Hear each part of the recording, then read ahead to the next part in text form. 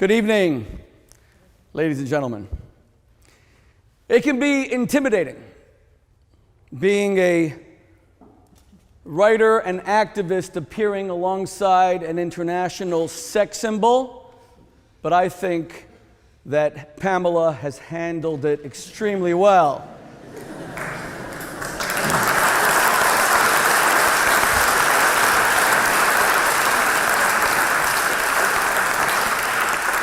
I don't know why this woman in the front is laughing. Okay, smoke them if you got them. I'm tired of being treated like a piece of meat, okay? I'm tired of being appreciated only for form and no substance. Some of the guys here go to the gym and they work on their six-pack. I, as a Jew who believes in unity above all else, have a mono-pack. E pluribus unum, from the many there shall be one.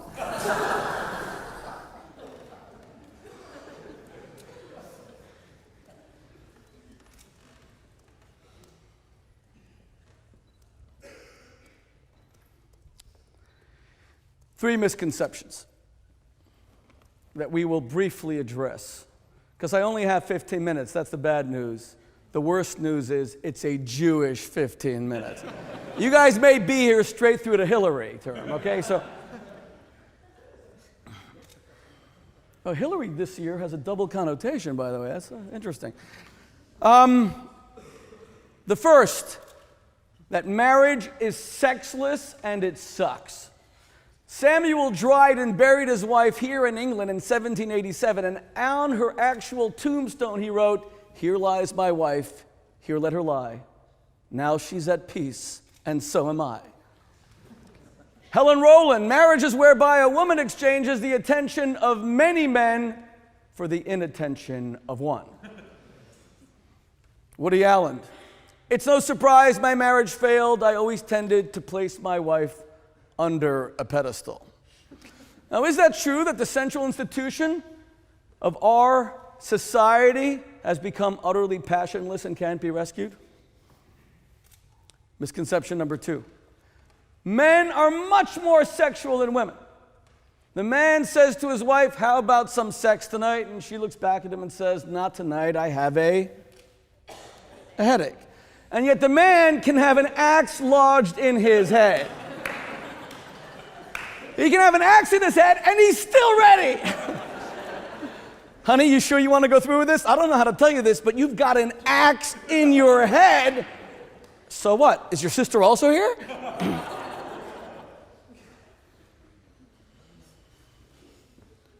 Women are much more sexual than men. Women are multi-orgasmic. Men are uni-orgasmic. You're making love to a guy, and 1 second he's promising you a life ever after, and the next moment you are in bed with a corpse. He is dead. You're not calling the wedding planner. You're not calling the wedding planner. You are calling the undertaker.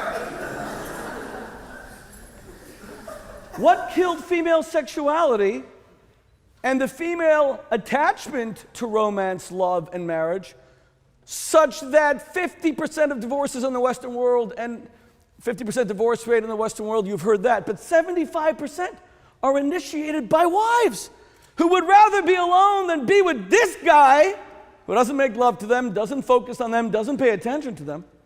What killed the female libido and the female interest in romance? I want to prove to you how bad it's gotten. This is a test. It is a serious test. It is a question directed to the women only. If you're unsure of your gender, that's okay. But this is a question that is addressed to the women. To the raise your hand if you can listen very carefully. Raise your hand if you are a woman in this audience who, listen carefully, needs a man. Now, before you answer, I did not ask you to raise your hand if you can stomach a man. Less so did I ask you to raise your hand if you can survive a man. Raise your hand if you need a man.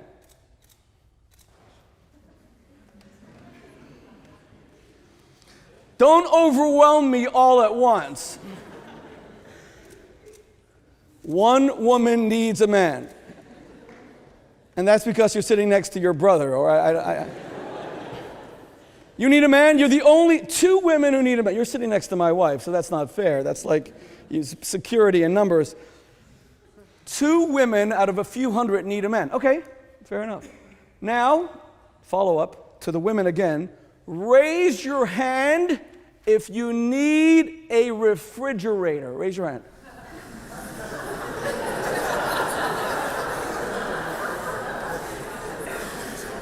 That's amazing. Now, why would you confess a dependency on a piece of metal that can cool your milk rather than a piece of flesh that could warm and electrify your heart? The answer? Because GE brings good things to life, right? Unbelievable. Women are so turned off of guys, they find it a sign of weakness to confess any attachment to a man. That's astonishing. I was raised on stories of like Snow White being kissed by the prince, and I was raised on stories of Disney cartoons of love, and this is what we've come to. This cynicism that women will not even confess any desire to be strongly attached to. If it works out, if he's the right kind of man. Finally, the death of sex in our time.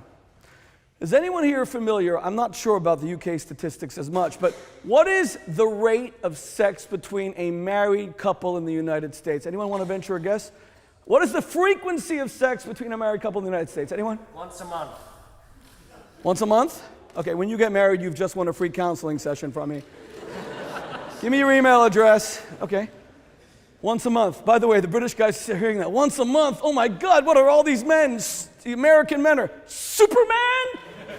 Do they all have like a Viagra drip? Anyone else? Go ahead. 3 times a week? Haven't you ever heard of television? 3 times a week? It's actually once a week for 7 minutes at a time. This is true. 7 minutes at a time, which includes the time he spends begging. It's 7 minutes of sex a week is not a lot of sex. Okay, so what do we have? We have the death of marriage. We have the nadir of female sexuality and dependency on men, and women getting turned off of men. And finally, we have the death of sex itself. Was that what the sexual revolution promised? That people would no longer believe in love? That women would feel alienated from men? And that sex itself would die? Is it not time that we began to repudiate the sexual revolution itself? It kind of failed. What kind of revolution doesn't give you sex? So here, in the last moments remaining to me, tonight, what's the date again? Someone help me? I've been traveling so much, I really don't know. It's October 15th. Thank you. Here on October 15th, 2016, in the Oxford Union Chamber in Oxford, where I lived for 11 years. 6 of my 9 children were born here. We've had 30 cents. That was a joke, by the way. Here on October 15, 2016, in the Oxford Union Chamber, one man will finally provide the solution to all the wrecked and cynical relationships. One man will answer the question of how to create love. And why? Because this man is no ordinary man. I am no ordinary rabbi. I am the love prophet. Or in Hebrew, the love prophet. My name is Shmuley. It's an uncommon name. It's a contraction of 2 Hebrew words. Shmu from the Hebrew root word shamu, meaning killer whale. And Lee from the root word Pamela Anderson Lee, larger than life Jewish sex icon. Now I got to tell you, I used to use that line when I launched Kosher Sex as a book here at Oxford in 1998. And Pamela was still married at the time, so it worked. Now I can't say my name is Schmlanderson. That's not going to work. So the Pamela Anderson thing, I just want you to know, I always use that line. Pamela and I have teamed up to address these 3 things. And to kind of, and by the way, you have to understand the courage of this woman sitting before you. Here you have a woman, internationally famous for her beauty, for her attractiveness, but I've discovered in our friendship a woman of grace, refinement, insight, wisdom, and above all else, courage. It is not easy being an international sex symbol and coming out and saying there's a way that women ought to be treated. There are things that will happen in a culture that will extinguish the female libido. There is a portrayal of women that when it becomes too extreme actually subverts lust and creates complacency. Pornography is only a part of it. But why specifically pornography? Why did it kill off things like marriage, female sexuality, female libido, and finally sex itself? I'll tell you, it's easy. Love and sex are not connected. You can love someone and not have sex with them. Hopefully, that's true of most of your relationships. It is lust and sex which are connected. We were never supposed to create love marriages. We were supposed to create lust marriages. That's why the 10th commandment says, "Thou shalt not lust after thy neighbor's wife," because you sure as heck ought to be lusting after your own. Now, how do you create lust? Love is created through total openness, constant exposure, shared experiences, shared values. Lust is precisely the opposite.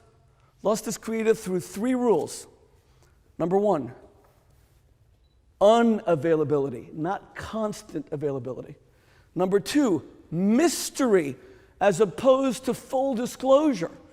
And number 3, I'll get to number 3 in a moment because it's going to be a test for the guys, but I want to prove it to you. I'm holding in my hands an iPhone 7. I am a paid spokesman by Apple Computer. I'm actually not. I wish I were, but I deserve to be. This is the most sought-after consumer product on the face of the earth and has been for about 10 years. Is it the technology? Gosh, you guys are now reading my private messages, right? Is it the technology?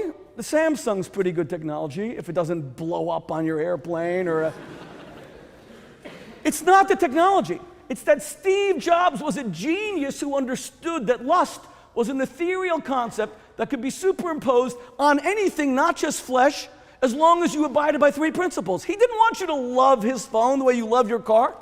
He wanted you to lust after his phone and to wait online to buy one the way that Romeo waited outside of Juliet's porch. What are the 3 rules of lust? Number 1, what did he do with the phone? A, unavailability. Make it impossible to buy the darn thing. Get people talking about, do you get one? Can I buy one? Stand online for 10 hours? He purposely limited the number of product in his stores so that you had to lust for what you could not have. Number 2, Apple became the first consumer company ever to go hyper mysterious in what they were producing. They never talk about their product. I'm sure you remember when one unfortunate engineer left his iPhone 4 in a bar in Cupertino, California, where Apple's headquartered. He was fired instantly. Mysteriousness. And number 3, forbiddenness. Question for the guys. You're on a beautiful Mediterranean beach. There are thousands of women, hundreds, thousands, walking around in bikinis, scantily clad, not wearing a lot of, I want you to visualize this as much as you can. Walking around, scantily clad. Gentlemen, is that a sexy scene? Yeah, that's pretty sexy. Women, beautiful bodies, and bikinis, that's pretty sexy. Men love going to beaches. Follow-up question, is it erotic? Is it erotic? Of course it's not erotic. How do you know a beach is not erotic? Because what do men do at a beach? 2 things. They either play Frisbee or they fall asleep. Oh my God, thousands of women in bikinis, it's so... Now, you're walking home from the beach and you're passing the apartment of one woman who accidentally left the blinds to her bedroom open. And she's wearing the same amount of clothing that a woman would wear at a beach, only this time it's her undergarments. One woman, and now you're walking by and you see a woman walking around in undergarments. She left the blinds open. Question, what does the male do? Does he do one of those 2 things? Oh my God, there's a woman in her bedroom walking around in her underwear, left the blinds open, I'm gonna... Or does he think, woman in her bedroom, in her undergarments, if only I had a Frisbee. Where is my Frisbee? Why is the second scenario erotic and the first is not? because the first scenario, no matter how many women are walking around exposed, it's legal, it's open, it's available. In the second, it's forbidden, it's sinful. That's why Steve Jobs positioned Apple as the forbidden company. Think different was his motto. He was the rebel who was going to upstage IBM. He was permanently, even when they were the most valued company on earth, they were still the company that was rebellious. You were different if you bought an Apple product. That's what Samsung is missing. They don't understand lust and marketing. And now you see, my friends, how pornography killed off all three. We thought it would give us this sex-saturated, exciting, erotic society where women too could participate in the sexual revolution, because women are much more sexual than men. Instead, it destroyed unavailability. It made women, especially, so available that guys started getting bored. Don't believe me? Then why is it when you go to a porn site, you click a picture of one naked woman and instantly 10,000 other pictures pop up? Or so my friends tell me. Why do you need the variety? Because that woman, you got whatever little high you're going to get, and the boredom comes instantly. Now you need attraction not to a kind of woman, not to one person, but to womankind. Porn is only exciting in vast quantity, hence its addictive nature. It starts by looking at it 15 minutes, 30 minutes, 60 minutes, until you can't be titillated by a woman's naked body anymore. Number two, why did it turn off women sexually? Beyond the powerful insights that Pamela herself is saying, that porn turned us off sexually because you could be Pamela Anderson, the most famous North American sex symbol, perhaps world sex symbol of the past 25 years, and you could be in bed in lingerie as she's expressed it, and you can be ignored by a guy. That's quite astonishing, but that's not what turned off women completely. What turned them off was when they started to be treated, as porn depicted them, as a means to a man's end. They weren't equals anymore. It wasn't about pleasuring a woman. It wasn't about appreciating her body. Women became the walking male orgasm. They existed only to get the guy off. It was no longer about pleasuring them and interesting them, and that's why I'm seeing as a counselor so many women who are just getting turned off of sex. What the heck is this? There aren't two participants. I'm here for you as if we're not equals, as if I don't have sexual fulfillment, as if I don't have sexual attainment, as if I'm not a full sexual being. Who gave you that idea? And finally, why did it kill marriage? Because marriage is about one thing. It's about giving us what we all most deeply desire. You know why you guys are at Oxford? I was the rabbi here at this university for 11 years. This is one of the world's top universities.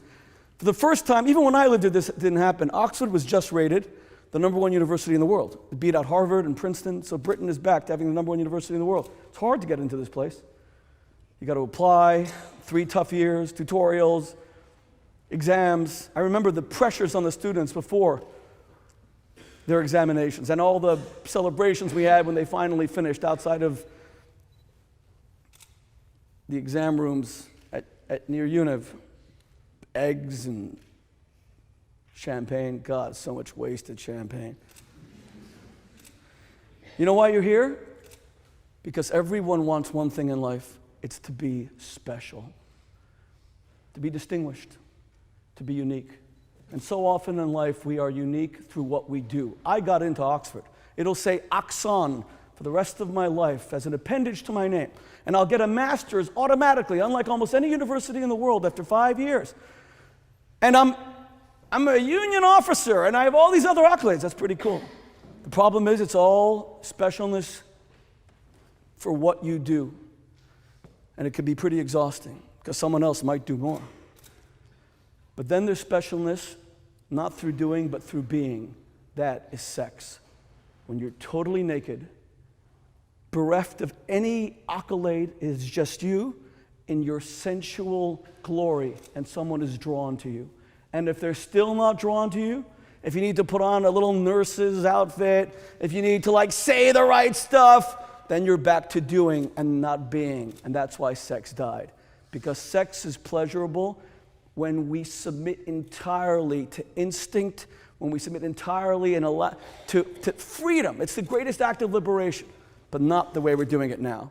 So I second Pamela's call for a sensual revolution, of people in their full sensuality connecting, being appreciated, men having one erotic target, women having one erotic target, true relationships built on love, electrifying sex that comes through being so focused that your relationship becomes positively explosive. Thank you.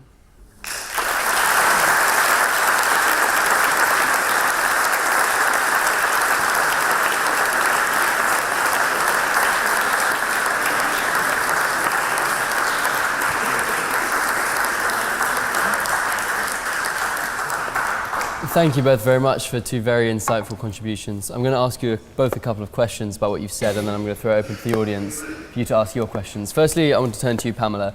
And I noted a certain nostalgia in how you were talking about sneaking under somebody's bed and picking up a Playboy to nowadays, comparatively, which is devoid of any sort of pleasure, this sort of hardcore pornography. I'm wondering where you think it went wrong. Well, I think it's slowly become that. Like, I think the sexual revolution was obviously very important for many reasons, but it also gave us really bad sex. It's too much access, too much, and it hasn't been too long that this technology has been with us, and I just think that it's from the Playboy days. I mean, even Hefner said, "I'm giving up on this. I can't compete with this." You know, he did get a little bit crazy the last few years, and he just finally said, "I can't compete with this." So it was around that time where I think people, 10-year-olds are watching pornography, and that's what they think love looks like. That's how they think they're learning how to make love. And I feel just in the last few years, I've been noticing and talking to girlfriends and talking to friends, and even in this sexual, workplace, people are understanding that it's numbing people, and it's becoming very frightening. It's not like the titillating kind of provocative, imagery. This is getting hardcore violent, and I'm worried about violence against women and violence in couples and lack of intimacy. Okay, so do you think there's a kind of porn which is acceptable, an audiovisual act of sexual intercourse which you can access as a consumer? Well, I think between two consenting adults in a relationship, obviously you can do whatever you want, and we're not trying to say porn is no good. We're just saying to kind of take stock, kind of look at ourselves and self-regulate a little bit. And it's never going to be illegal, and no one should tell you what to do. But I'm just noticing from my perspective the pain that it's caused in my personal relationships and other relationships, that let's just take a time out and remember how great sex can be. I mean, I want better, wilder, crazier sex. I'm having, experiences that are just boring, like it just, and I'm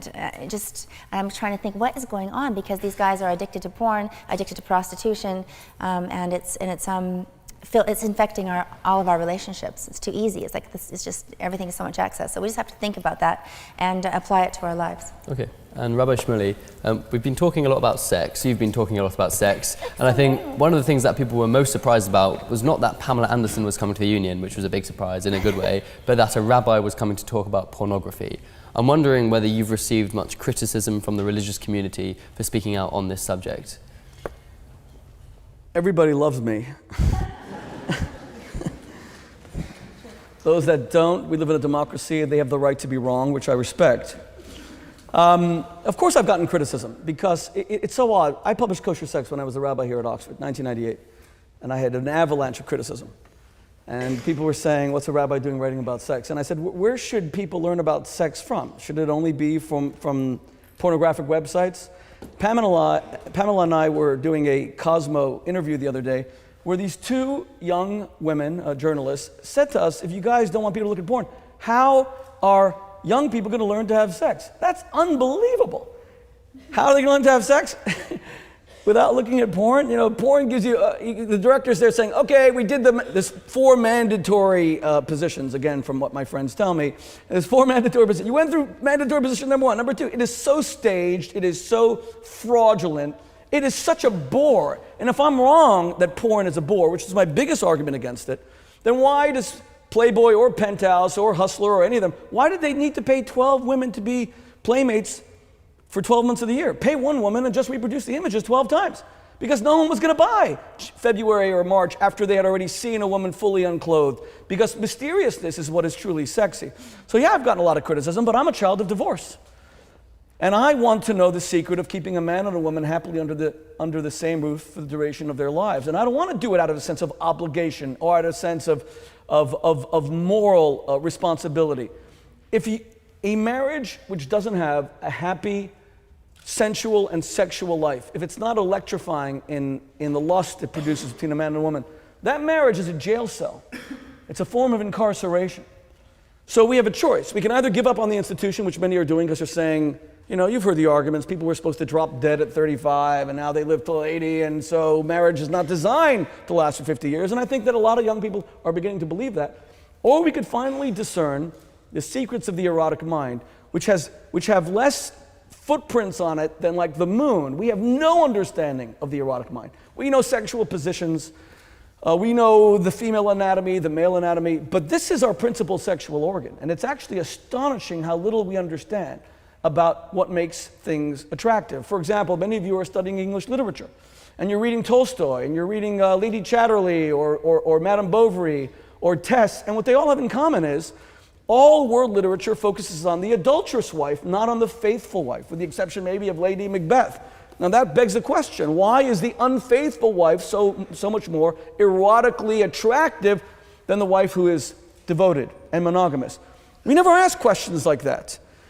In answering them, we will finally find the secret. So we can get criticism, but I actually think that love and relationships is not something that was invented by Walt Disney. I think it's real. I think it's what we all want. And Pamela and I are not here launching the sensual campaign for moral, prudish, or religious reasons. I am proud that I'm a rabbi, and that speaks to my values, but this is not a religious campaign. We're doing so because of what people most want.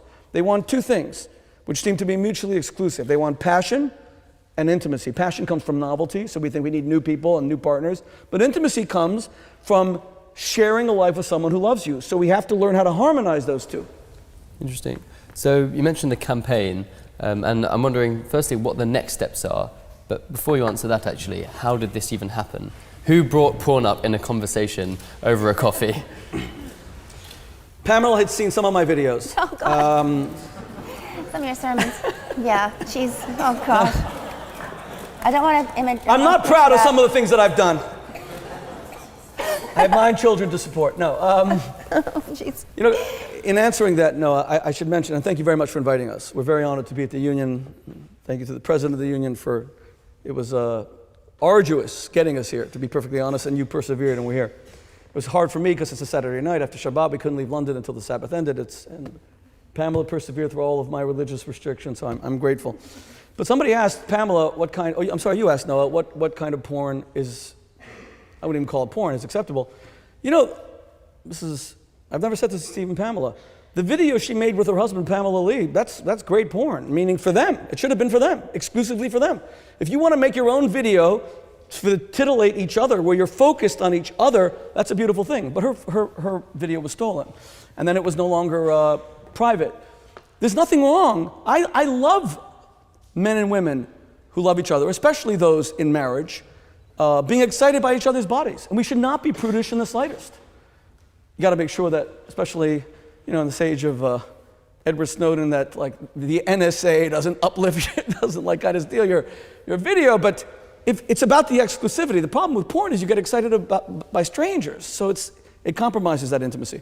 But the way this friendship started was, I have argued passionately for the state of Israel in this chamber many, many times. I brought 5 Israeli prime ministers to speak in this chamber, including Benjamin Netanyahu twice, and Sharon, and Peres, who just passed away. And I was in a debate recently here in the Union, Thanksgiving, defending Israel. And I run an organization that champions Israel. And Pamela was married to a Jewish husband, and they honeymooned in Israel, and she vacationed in Israel. And she said very, very beautiful things about the state, and we honor her for her friendship with the Jewish people in Israel. And then we became friends. And as we sat on the shores of Malibu, which is not as beautiful as Britain in the winter, we started talking, and it was amazing that we came to the same conclusions from totally different perspectives. It was astonishing. You would think that we would disagree, but we agreed on so many things, we decided this was a necessary campaign. I should also say that Pamela is an activist who gives her heart and her soul to important causes. At our dinner, she spoke about animal welfare, and she's been speaking about that all over the UK over the past few days, much more than even the sensual revolution. You know, her passion is protecting these helpless creatures that are being abused and used and slaughtered in our time. I should mention that, but that's not what makes Pamela the wonderful person that she is. Above all else, Pamela is the most outstanding mother. She's totally involved in the lives of her 2 sons. She wants to raise gentlemen. And this is very close to her heart, to raise 2 sons who would respect women. Now, if you look at the absolutely embarrassing presidential election going on in our country, and our president is going to impact on your lives, because our president is going to be the leader of the free world. And any of you watching this have to be astonished that such a great republic can produce such an embarrassing presidential race. And who would have thought that in the end, after all the various debates, Hillary's emails and Trump's comments about immigrants and Trump's immoral attempt to ban Muslim immigrants to the United States, especially Syrian refugees. And I'm a Jew who understands the importance of refugees, given how our shores were closed in the US and in Israel before Israel was a state during the Holocaust. But who would have thought that those wouldn't be the issues that we would debate? That the presidential election would come down to one thing: do men respect women?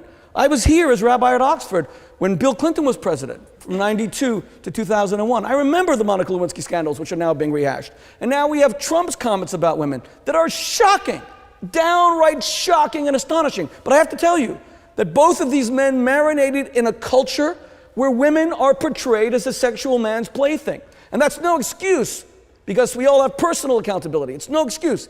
But to say that this is divorced, that it's 2 guys, or Trump, because he's the one running for president, divorced from a culture that uses women's bodies to sell beer? Come on, give me a break. So this kind of culture that the rabbi has described, do you think it's exacerbated and perpetuated by the notion that women need a man, or by the notion of the gentleman? These sort of norms, do you think they're conducive to people being harmed and conducive to these kind of comments that Trump's made recently? Well, I just, I have 2 boys. I have 2 teenage boys, and I can see their friends, and I see how they talk about women. And I've had to step in quite a few times. And I know it's hard because they look at me and they're like, "Mom, you're in Playboy. You're this." It's kind of difficult to. Tommy and I are really difficult. They can just look at you and go, "Look at you guys." It's been a difficult perspective, but they turned out to be really good kids. I do think that his words are absolutely sick, and like he said, it's locker room banter, and that other people are talking like this. I've been exposed to men that talk like this too, and it has to stop, and it can't be just swept under the rug. It has to be acknowledged, and people have to start looking at their own behavior and think that's not okay. Okay, and if you had sort of one message to pass on to women working in porn today, in a couple of sentences, what is it that you'd say to them? Well, unfortunately, it's become such a big business. The pornography has become such a big business, and I know there's people that are, trying to pay their bills, or maybe they just lost hope, and all men are have no self-worth. I do work a lot with people that are involved, in trying to rehabilitate people that have been in sex trafficking, and I work with a lot of women at the domestic violence hotline, and women are there's a lot of sad cases out there, and I just hope that they can have enough self-worth. And it doesn't matter what you've done before, it matters what you do today. And if you can, move on from that and just know that there's other ways to do it. Because you know that these people are not feeling good about themselves, what they're doing. They can't be. So I just hope that we can kind of raise enough awareness and talk about it enough where people can say, look, I'm not just damaged goods. I have a tomorrow and a today, and I can make better decisions moving forward. Thanks. If you have any questions, please raise your hand up high. There's a woman in blonde hair right at the back over there. Hi. So I'm just wondering, within this new kind of sexual paradigm that you're proposing, where do people who are perhaps not in heterosexual relationships, or people who fall outside of the gender binary, fall into that at all? Because it just seems like what you're proposing is sort of this very man and woman marriage, and do you think that it's possible to have this kind of relationship if you're in a same-sex marriage, etc., or is this solely for straight people? No, I've actually talked to many of my gay friends. I have more gay friends than straight friends, and they are complaining about the same thing. They're complaining about promiscuity, and just they want to have that real love that everybody talks about, and they are dealing with the same questions. I have really young friends that are saying, how do you learn how to make love if you're not watching gay porn and things? And I said, well, you'll figure it out. Just you'll just be with each other. It evolves, and you become much more creative. And sex is the best when you're in a committed relationship. You can really let loose and have fun. So hopefully it encourages people to have relationships. It doesn't matter if it's gay or straight or whatever it is, that I'm just trying to encourage those loving, intimate relationships that are safe and inspiring. So I noticed in answer to that question before you come in, you said a lot of your gay friends complain about promiscuity as a problem. But do you think it's possible to be sensual and promiscuous, or are those two things mutually exclusive? No, I think you can be promiscuous if you. I mean, that's what I think we need to kind of look at as individuals. Like, what is porn? What is okay with me? What is just to kind of, because it's just gone so off the edge lately. It seems that it has to be okay. And there's people out there watching porn with their person that they're in love with, and just pretending it's okay with them, thinking I got to be cool, I got to watch this, I got to get through it, but it really makes me feel horrible that they have this other person in our bedroom, on the TV or whatever it is, and I do think that it's just another way, and that relationships need to kind of make a comeback, because we want to grow old together. I see my parents; they've had health scares. Thank God my mom's been with my dad, and my dad's with my mom when they've had health scares at different times. I think that when we're older and we're not with anybody, we're going to regret it. Okay. And Robert, did you want to comment on that question? Yeah, that's an excellent question. I think in many ways the gay community is romantically ahead of the straight community. Think about this. We had gay men in America petitioning the United States Supreme Court for the right to marry. And the straight guys were saying, God almighty, go away. There's a party going on. Are you guys going to ruin it? Are you like crazy?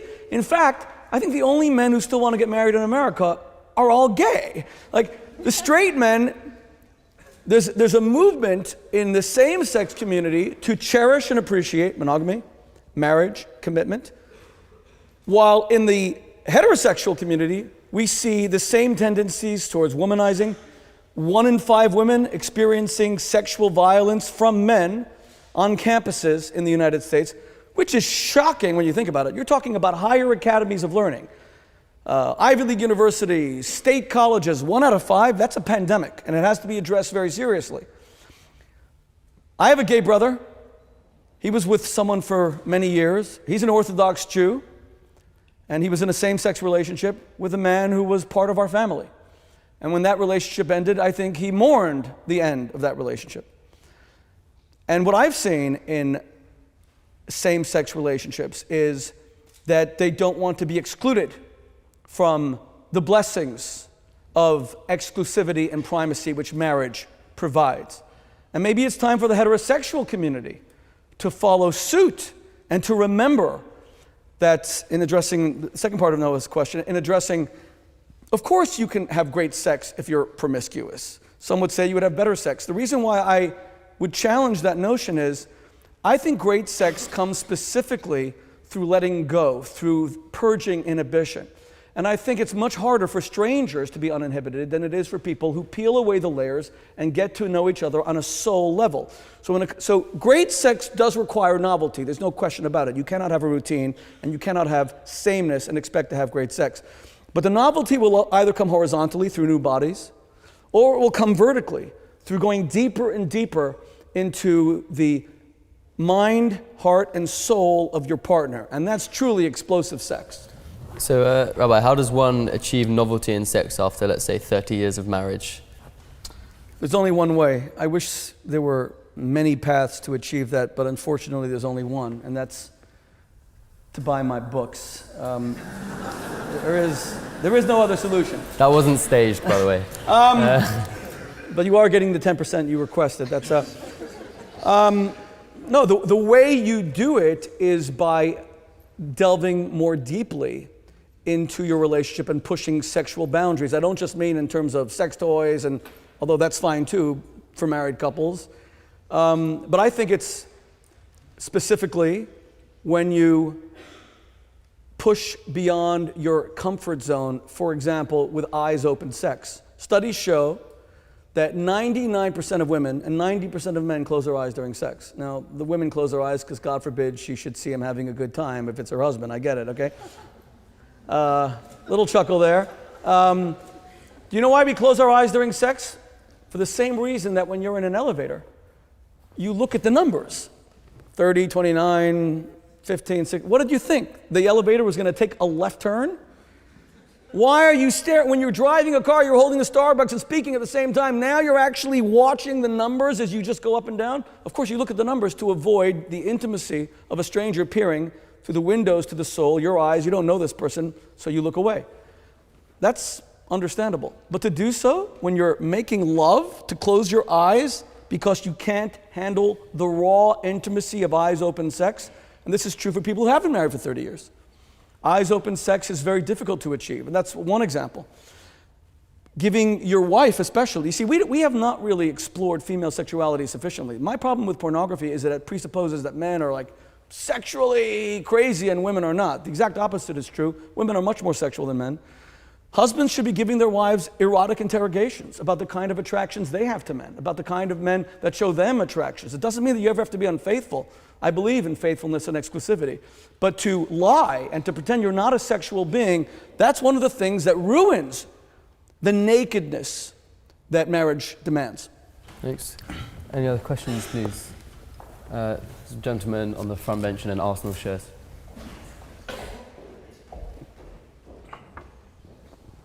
Hi, thanks for coming tonight. I wanted to know, you mentioned the porn industry, and obviously the porn industry is huge and generates billions of dollars every year. What do you think can be done specifically to target the porn industry and kind of subdue the large exposure that people have to porn?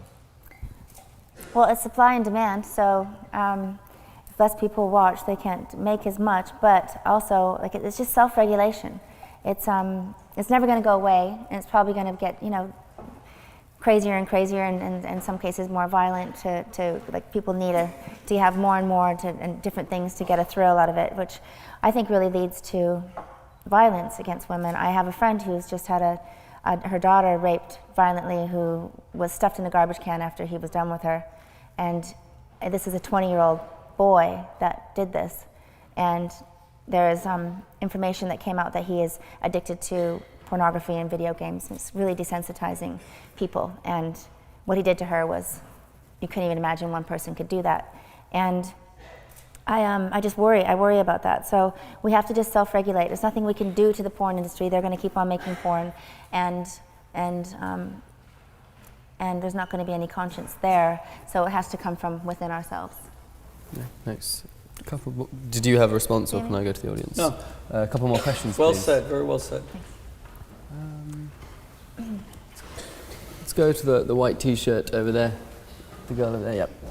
Sorry, I just wondered what you thought of Putin's recent announcement that Russian men should go out and find real women.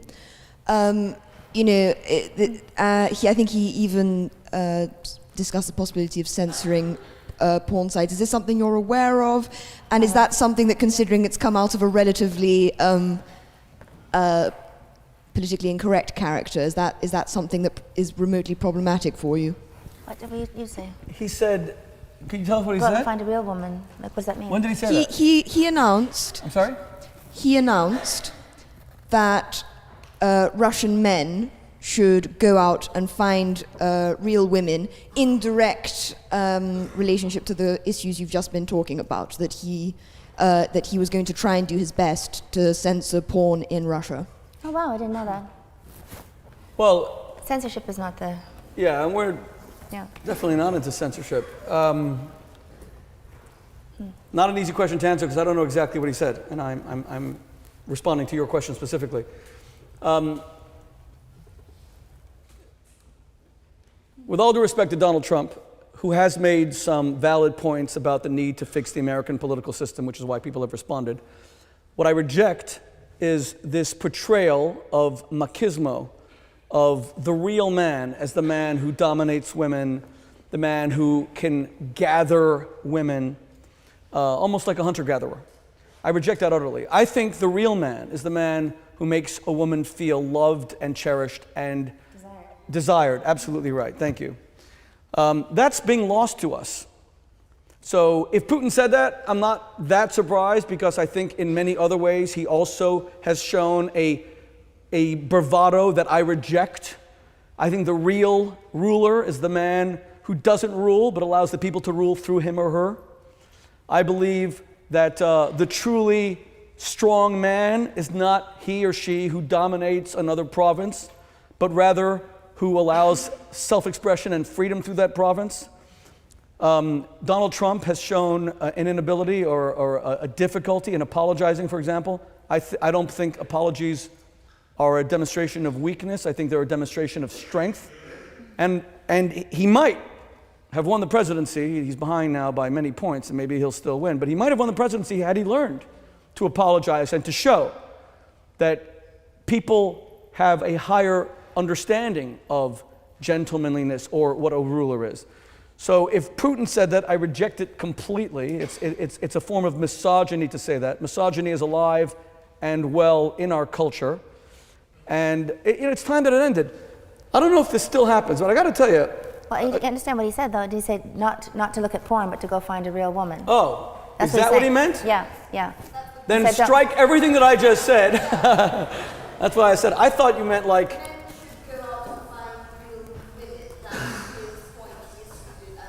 Yeah, well, I think he read our article. that's interesting. Yeah, that's interesting. That's interesting. He read our article, maybe. That just goes to show you why a person should never respond to a question. You know what I found is one I have some friends that are in their 50s, men, and who I haven't really talked to too much privately, but they revealed to me that men who have been divorced over 50, all their friends just get prostitutes. They said if they need sex, they get prostitutes. They're not looking for another wife. They don't want any baggage. They don't want to deal with their past, and that's I think another epidemic, which men are. Just taking the shortcut, because sex with a prostitute is very self-serving. You're not going to get too much satisfaction out of that. But I found that that's another thing that I'm hearing more and more. That's astonishing that he said that. Wow. I know. Astonishing. Wow. Can I just mention, though, that here at Oxford, I don't know if this still happens, but during AIDS week at the end of the year when everyone's on the river and Oriole, does Oriole still dominate AIDS? Are they still like the king of the rivers? Bad question to ask people from so many colleges, right? I remember, I used to be, Sir Zelman Cowan was the provost of Oriole, and he used to invite me every year. I remember hearing, honestly, I put this in my book, Hating Women, the male students chanting, abortion, abortion, lay that lady on her back, pull that baby from her crack, abortion. Now this was an Oxford University chant, and then there were the panty raiders who'd go around and like pull off women's underwear and put it up on the flagpole. This is 1992, 93. This was seen as funny. Now, I don't know if it still happens. And I don't want to see a PC world where we're so afraid to be expressive, but a world that respects women. So if Putin said that, it is interesting that it came from there specifically, and I'm amazed that I didn't even hear this. When did he say this? I read about this about 3 weeks ago. It's a fairly recent statement. Fascinating. Rabbi Shmuley, despite the fact that you answered the question not relevant to the quote, I thought it was interesting that the question about Putin was answered with Trump. I'll put that on the table. Let's take one more question. That hand on the far left over there. Yes. Hi, my question's for Pamela. It's kind of on the note of your sex tape.